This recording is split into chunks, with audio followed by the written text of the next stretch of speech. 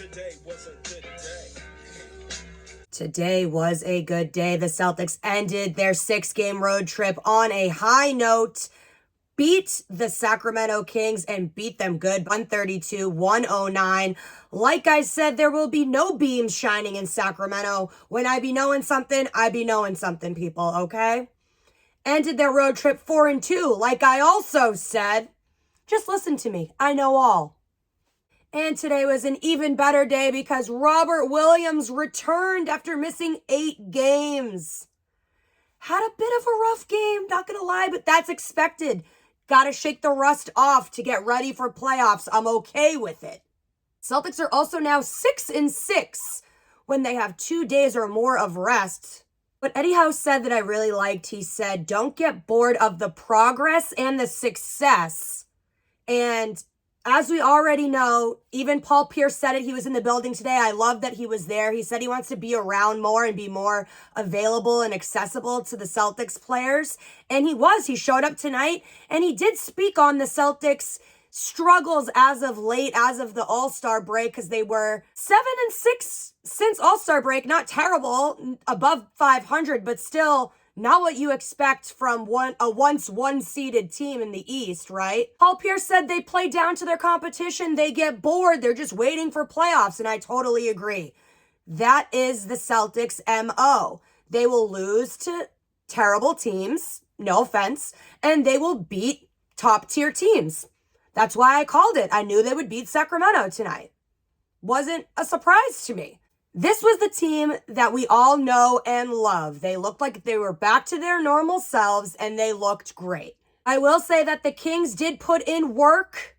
They were on a traveling back-to-back, and they ended up cutting a 20-point lead down to 12 mid-fourth quarter, but they didn't have enough gas in the tank to come back and beat the Celtics in this game.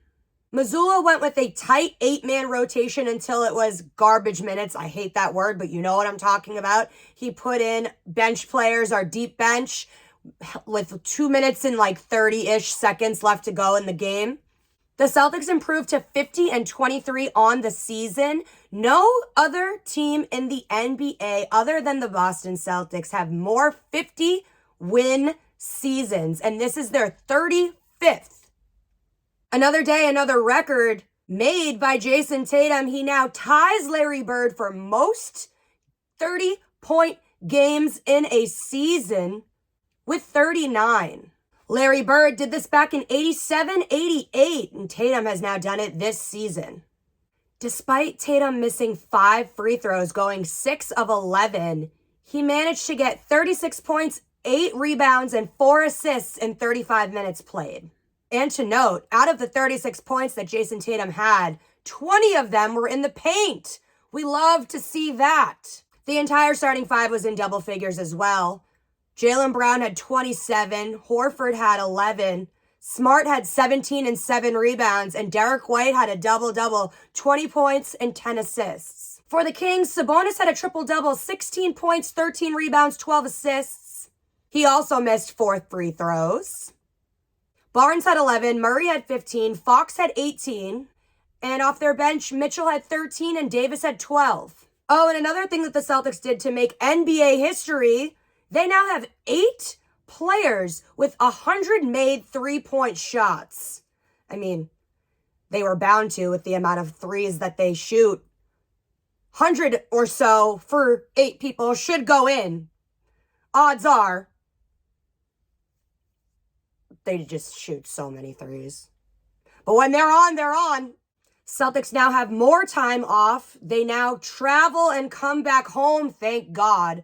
They will play on Friday against the Indiana Pacers, and they will stay home for a little bit. And by a little bit, I mean they play on Sunday against the Spurs, and then they go on a little mini road trip again. Until then, this has been Brie Marie D, Boston Banner Bound. To the pad and hit the showers.